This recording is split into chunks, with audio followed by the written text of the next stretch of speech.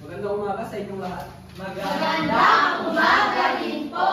Bago natin simulan ng ating klase, pwede ba pumunta dito si Mr. Yega sa harapan para kakamunahan natin panalangin? Kami po yung ako at panalangin. Hanggang maraming salamat po sa araw na ito. Amen. Maraming salamat. Bago kayo umupo, pwede bang pulutin niyo ang mga kalat na nandiyan sa mga paligid at siguro din pantay-pantay ang mga pwede na kayo umupo. Bago natin simulan, sino ang sekretarya ng inyong klase? Opo. Pwede mo pa sabihin kung sino ang lumiban sa ating klase ng araw? Wala po. Okay. Ngayon po, simulan na natin ang ating pagbabalik-aral. Sino sa inyo ang may alam sa nakakaraang aral natin? Okay. Sige, Miss Niela. Ang ating panghuling aralin ay tungkol sa pagkonsumo. Kung saan ito ay ang pagbili ng produkto. Maraming salamat. At ngayon, dadaan na tayo sa... Ay, wait lang. Bago tayo dumako sa ating aralin, meron muna ang konting mga kanta tungkol sa ating aralin. Number 1. Ay, ito pa. Number 1, sinong makakapag-ayos ng mga work? Okay, sige. Miss sa akin. Economics po. Okay, very good. Dahil dyan, meron lang. Number 2. Okay, sige. Miss Marsan. Trade off.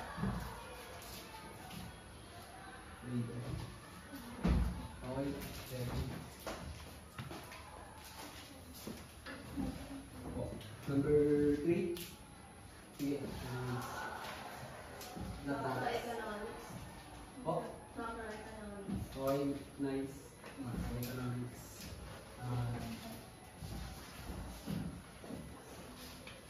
Number 4. Okay, number 4. Sige, Miss Luis. Incentives. Incentives. Oh, tama. Yung incentives. Okay, number 5. Sige, ikaw, Miss Gamara. Microeconomics. Microeconomics.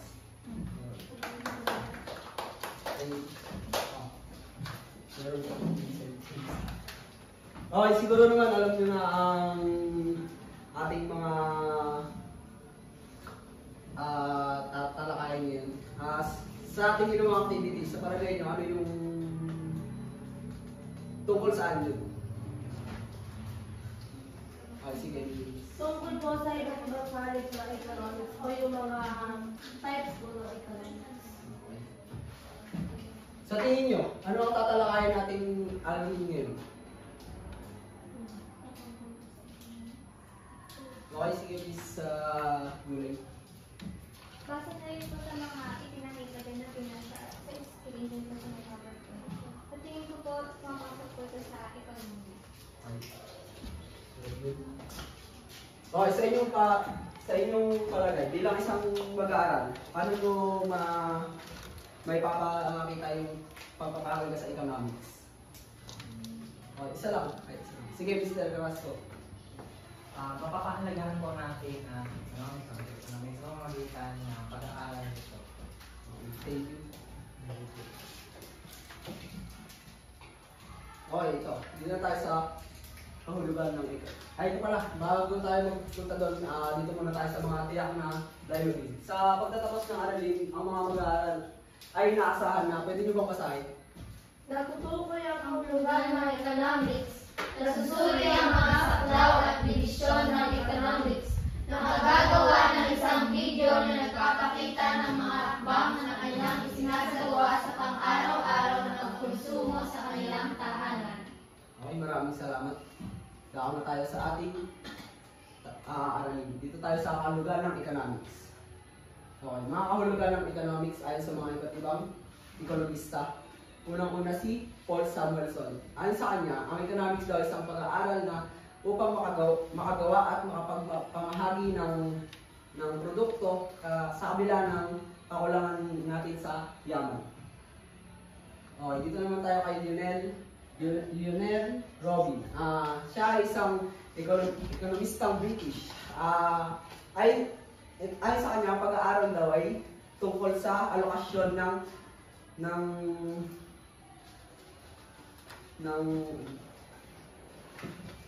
ayon sa kanya, ang alokasyon daw ay tungkol sa limitadong pinagkukunang yaman. Okay, ito naman tayo, susunod tayo kay Alfred Marshall. Ayon naman kay Alfred Marshall, ang economic daw ay isang pag-aaral na panlipunan. Tungkol daw to sa sa kaasalan ng tao, yung asal po ng tao, tapos sa pag-aaral na paggamit ng yaman. Dito naman po tayo kay Adam Smith. Ayon kay Adam Smith, ang economics daw ay nakatuon sa yaman ng bansa at ang kahalagahan ng pakikipagkalakalan po. Okay, dito naman tayo sa kahulugan ng economics. Mahalagang aspeto ng economics. Ang economics bilang agham ng panlipunan. Bakit nga ba ang agham? Ang agham dahil sa paggamit ng siyentipikong paraan sa pag-unawa, mga pangyayari sa paligid at lipunan. Nakatuon dito sa mga tao. Ang tao po siya. Okay po. Dito po tayo sa kahulugan ng economics. Mahalagang aspeto ng economics. Ang economics at ang pagsisikap ng tao. Tungkulin at gawain ng mga tao sa lipunan. Yung mga gawain po natin sa lipunan. Pagtugon sa mga pangangailangan at kagustuhan. Yun po, yung economics daw po is nakakatugon sa ating pangangailangan. Gets po ba? Yes, so... Okay, nice. Dito tayo sa susunod. Kahulugan ng economics, ang economics at ang limitadong yaman. Sanhi ng pagkakaroon ng kompetisyon. Siyempre po, pagka kulang na ang ating yaman, nagkakaroon na po ng kompetisyon para makakuha ng. Tapos dito na po tayo sa nagbubunga ng suliranin ng kakulangan at kakapusan. Pagka nagkukulang na po yung limitadong yaman natin, kinakapos na rin po tayo. Pagsisikap ng tao. Doon na rin po pumapasok yung pagsisikap ng tao. Gets mo ba? Oo. Next. Dito na tayo sa ang economics at ang walang katapusang pangangailangan at kagustuhan. Kaya po ganyan, kasiyahan ng tao at paghahangad. Yung paghahangad po nila ng mas pangangailangan at kagustuhan. Gets po? Yes, so... Okay. Kasaysayan ng economics. Ito po. Ang economics po ay salitang Pranses na economy. Pamamahala sa sambayanan. Kaya nga po, pamamahala sa sambayanan.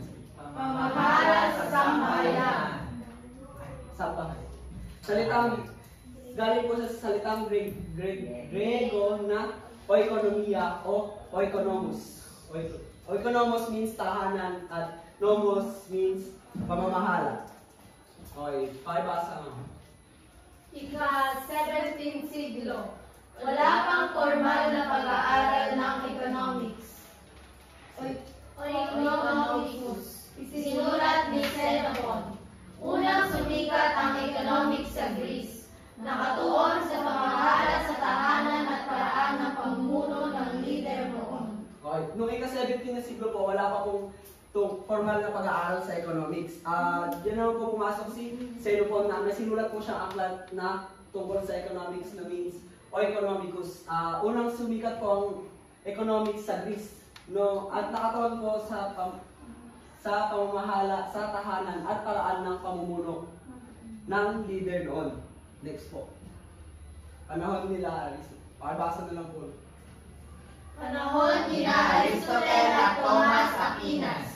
Political economy. Pamamalakad sa pamahalaan o mga usaping pampolitika.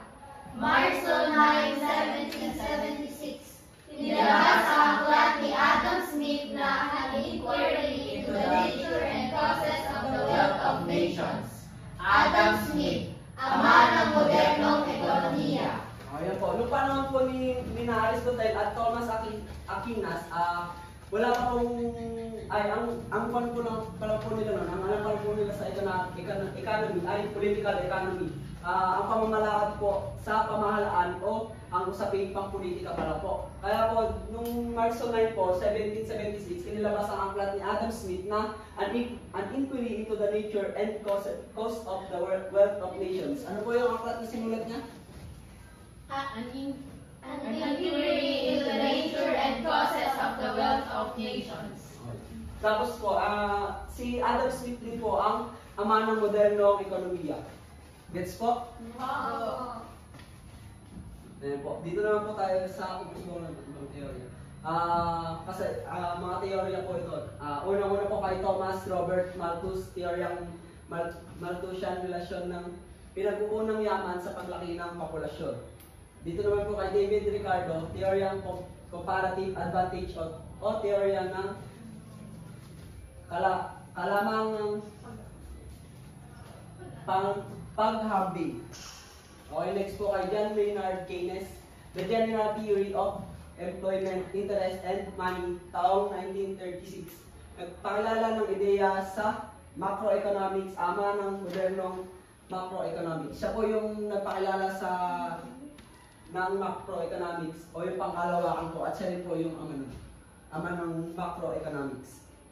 Dito po, kay Karl Marx naman po, binatikos ang ideya ni Adam Smith. Siya po ang nagbatikos sa ideya ni Adam Smith.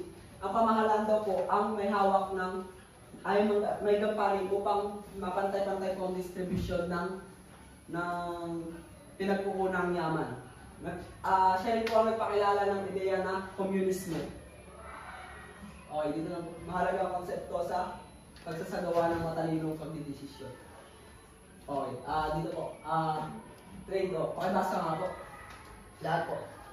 Ang pagpili o pagsasakripisyo ng isang bagay kapalit ng ibang bagay. Sa pamamagitan nito ay maaaring masuri ang mga pagpipilian sa pagbuo ng pinakamainam na pasya. Dito po sa trade-off, kumbaga po, trade po, kumbaga po, ipapalit nyo yung kwintas sa relo. Ganun po, parang palitan po, trade-off. Gets po ba? Yes. Yes, po. sir. Okay, dito naman po tayo sa opportunity cost. Dito, pakibasa po.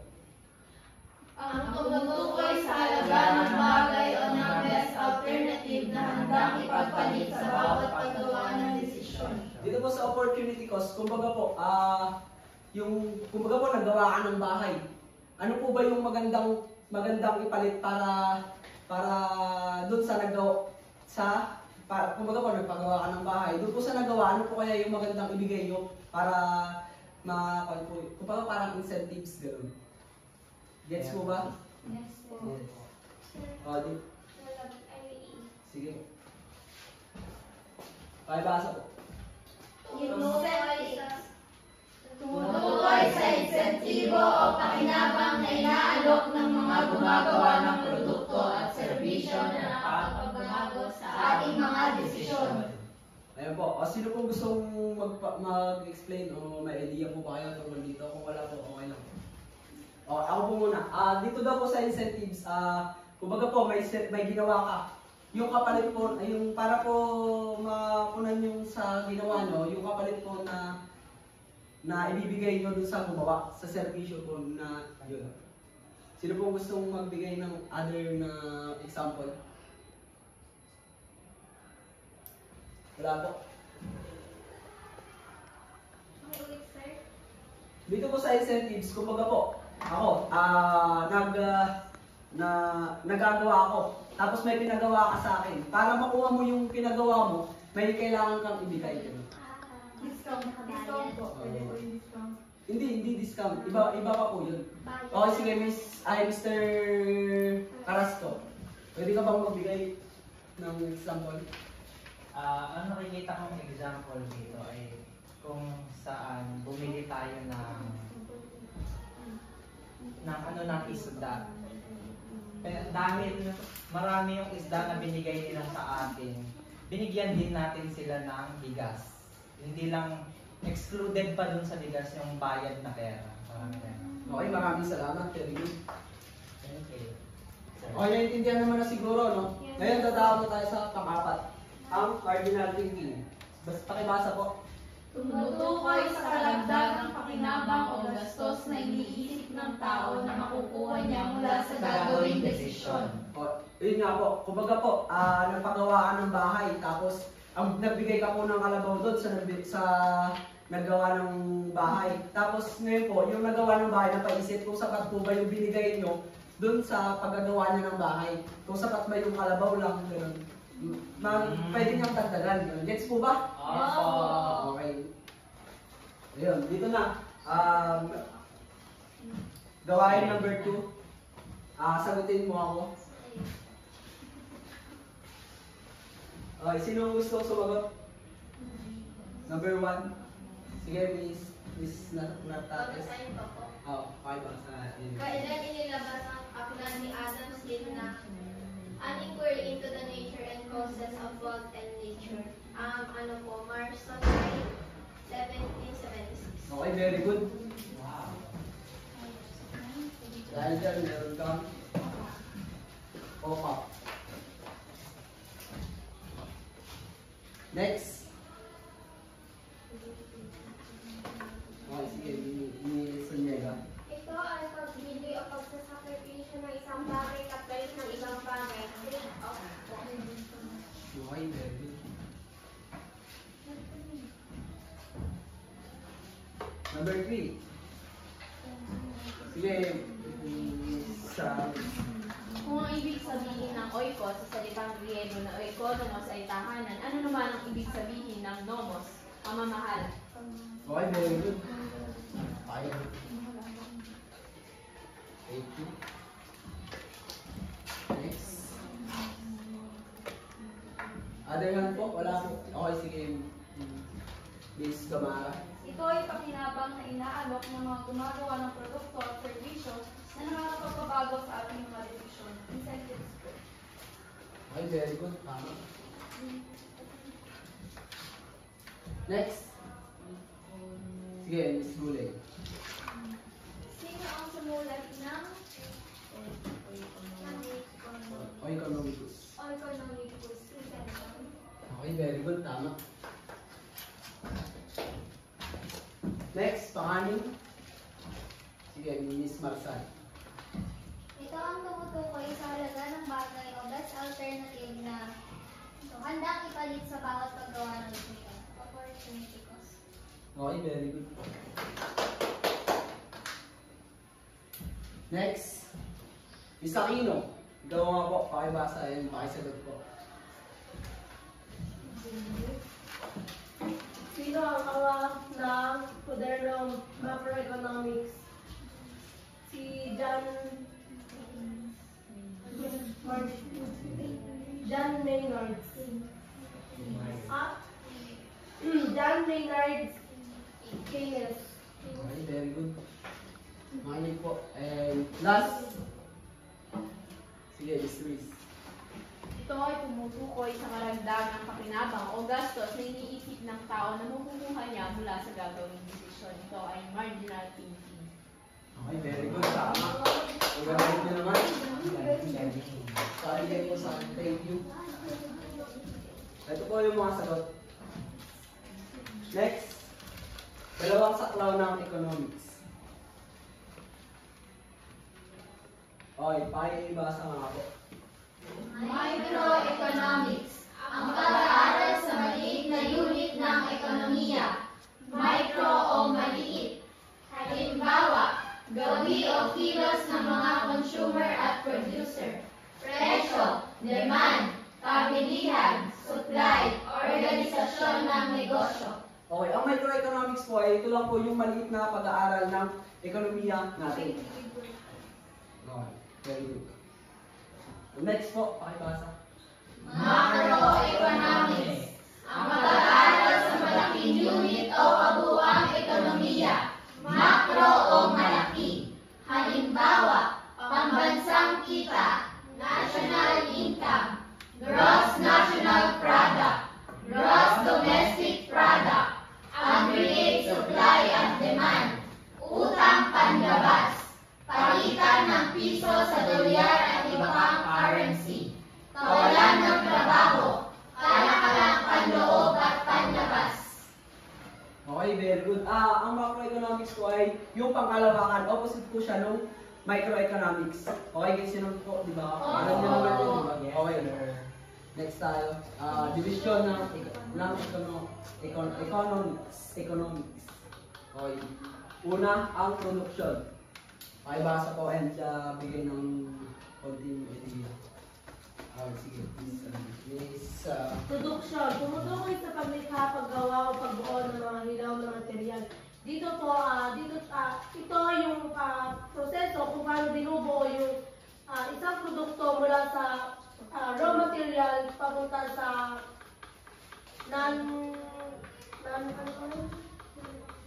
sa manufactured po. okay, galing. Ito po. Next tayo is pagkonsumo. Sino pong gusto kong Pagkonsumo o consumption, ang pagbili at paggamit ng mga produkto at serbisyo. Ito, ang pagkonsumo po ay ano po siya. Dito po yung ginagawa ng mga mamimili kung saan sinasatisfy po nila ang kanilang mga kagustuhan at pangangailangan. Okay, very good. Maraming salamat. Okay, next is pagpapalitan or exchange. Sino po ang gustong magbasa and sige po, Miss Luis. So, pagpapalitan or exchange, ang pagpalit ng produkto at serbisyo sa isang tao papunta sa iba pang tao, kapalit ng salapi or salapi bilang instrumento ng palitan. So, dito sa exchange is ginagawa, halimbawa dito, katulad nung kanina yung sa trade-off na kung saan meron kang ibibigay na bagay, kapalit ng isa pang bagay na mas kailangan mo. So, Okay, very good. Thank you. Okay, next. Sino po ang gustong basa? Okay, sige, Miss Camara. And continue. Pamahagi o distribution. Ang tawag sa bahay na tinatanggap ng lahat ng salit ng produksyon.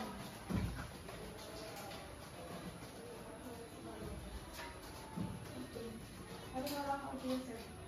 Sige, collaborate na lang. Sige, trading po. Okay, sige, Mr. Castro. Malay ko bang basahin mo? Sige po. Pamamahagi o distribution, ang tawag sa bayad na tinatanggap ng lahat ng salit ng produksyon. So dito po, ito po yung ginagamit na bayad, like nakasaad na po dyan sa gaya po sa production, like for example po, sa palay, sa production ng palay. Yan po, pamamahagi. Okay, sige, thank you. Maraming salamat. Magaling sir. Next po is pagtustos o pampublikong pananalapi. Public finances. Sino pong gustong magbasa? And sige, Miss Gulen.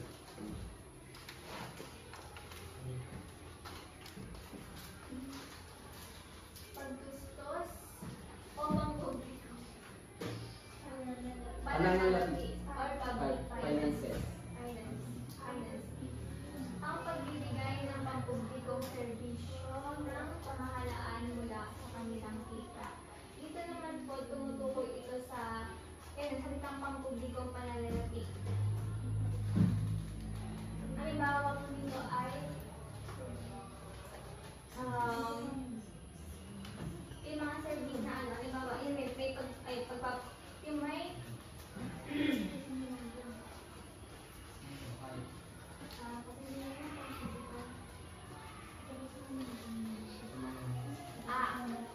ito po ay tumutukoy sa mga tumutukoy ng pampublikong pananalapi.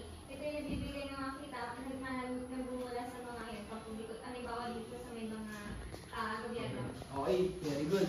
Thank you, Miss Gulen. Ngayon, dadako na tayo sa gawain 3. Sagutin mo muli ako. Okay, ngayon naman maglabas na lang kayo ng ika-4 na bahagi ng papel para doon sagutan.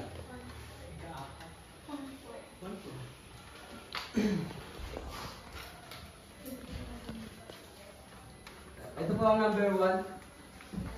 Okay na po. Okay na po. Opo. Okay, number 2. Okay Okay na na po. po. Number 3. Okay na po. Number 4. Number 5. Thank you, sir. Okay na po. And number 6. Yes, sir. Okay na po lahat? Opo, sir. Okay, magpapalitan na po sa inyong katabi.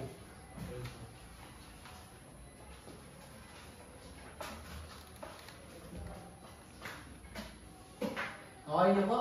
Yes, sir. Ayan po, pwede nyo na pong tikan.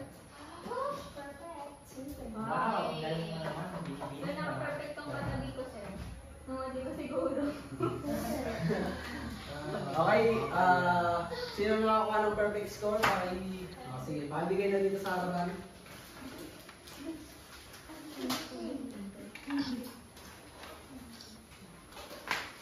Okay, maraming salamat. Oh my. Ngayon ay dito na tayo sa... Is pa ba kayo lahat? Yes! Pwede. Mukhang hindi na eh. Okay, dito tayo sa gawain 4. Pangalan mo, sagot mo. Ngayon bubulot ako dito ng sasagot.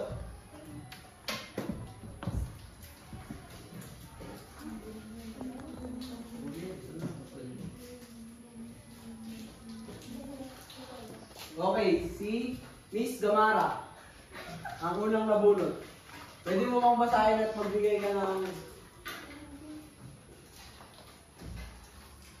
Kaya mo yun. Ano ang kahulugan ng economics at paano matutukoy ang sarili mo bilang miyembro ng bansang may ekonomiya?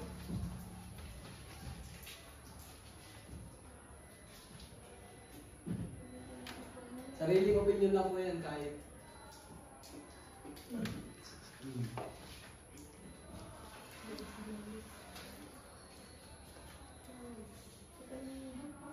Maaari mo ba siyang tulungan, Miss Marsan?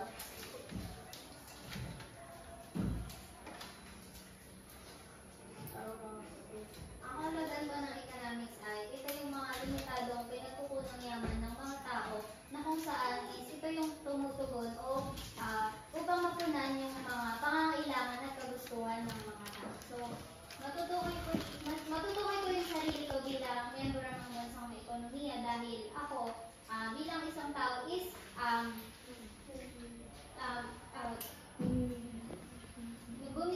bumibili ako ng mga produkto na kailangan ko at gusto ko. Okay, very good.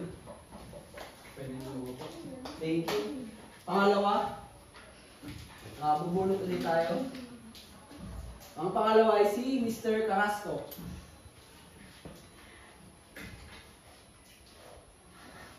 Bilang isang estudyante at parte ng makabagong henerasyon, kung saan mas malaking porsyento ng mga kabataan ang inuuna ang kanilang mga kagustuhan bago ang kanilang pangangailangan, ikaw bilang isa sa mga ito, paano mo gagawing balanse ang paggamit ng mga iyong salakit?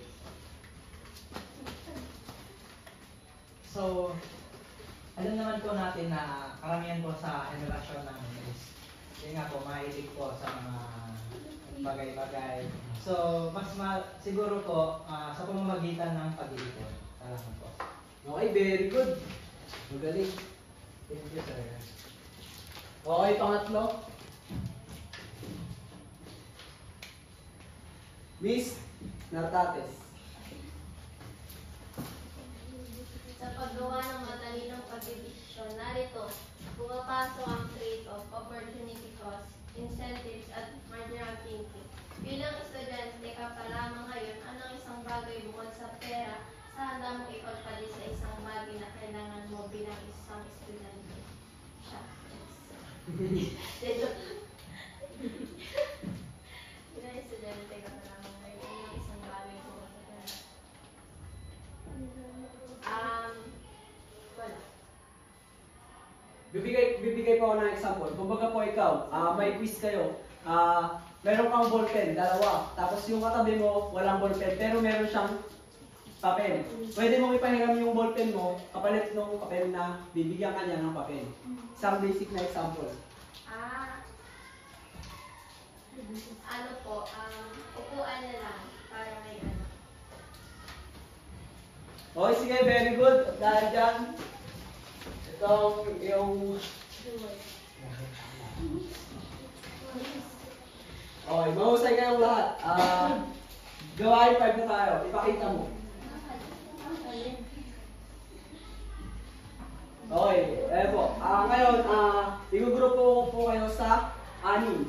Pero dahil, sige, kung ano lang po, 4. Igugrupo ko po kayo sa 4. Gagawa po kayo ng video. Sige, pakibasa na lang po. Ayun na po magbasa. Kayo ay gugrupo sa 6. 4. Ang bawat grupo ay inaasahang magawa ng isang video na nagpapakita ng mga hakbang na kanilang isinasagawa sa pang-araw-araw na pagkonsumo sa kanilang tahanan. Okay, sige po. Mag-grupo na po kayo. Para pag-usapan namin yung gagawin.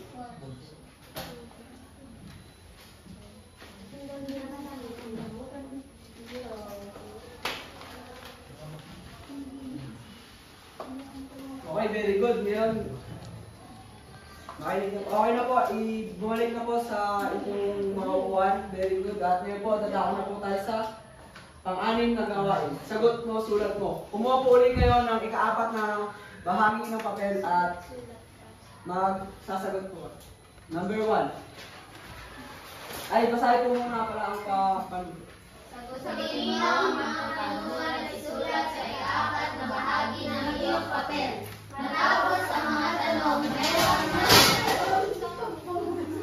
ang segundo upang ipasa ang inyong papel sa harapan. Okay. Ito po ang number 1. Kanya po siya. Multiple choice. Wait po. Wait lang, sir. Hintayin natin yung iba. Okay na po. Okay na ba lahat? Yes, sir. Thank you, sir. Number 2. Okay na po. Okay na po. Okay na po. Yes, sir. Number 3. Next slide po, sir. Number 4.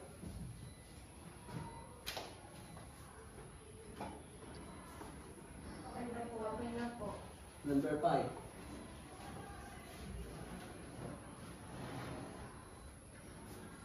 Okay na po. Okay na po. Thank you, sir.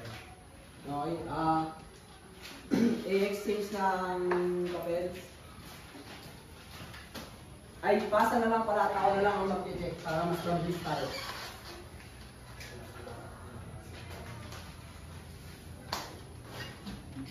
Okay, thank you. Bago tayo magtapos, ano muna ang natutunan nyo sa ating aralin ngayon? Okay, sige, Miss Alvina. Ay, Miss Aquina. Ang natutunan ko po sa aral na ito ay yung pagkakaiba ng microeconomics at macroeconomics. At yung mga tao po may mga ambag sa patungkol sa mga sa economics. O, sino pa po? Sige, Miss Guling. Natutunan ko po sa aral nito kung inahit ko sa pag-aaral ng economics bilang isang mag-aaral, bilang isang individual, bilang isang mamimili. Nagiging matalino din ako kung mapagpili ng mga yun. Okay, very good. Sino pa? Sino pa po? Sige, Miss Sunyega, ikaw, magbigay ka ng iyong natutunan sa ating aralin. Ang natutunan ko sa ating aralin ay ang dalawang konsepto sa economics, ang micro at macroeconomics. Okay, thank you. Dahil dyan, mukhang may natutunan kayo sa ating aralin. Ngayon, may bibigay ako sa inyo ng takdang aralin na gagawin nyo sa inyong tahanan. Ayan. Pakibasa po ang Gumawa ng isang kwento na sumasalamin sa ekonomiya ng bansa. Lahat ng karakter, pangyayari at mga salitaan ay gawa ng iyong sariling isipan. Ipasa ito sa ating susunod na pagkikita. Okay. Maraming salamat. At mukhang may natutunan kayo sa ating aralin ngayong araw. Paalam. Paalam,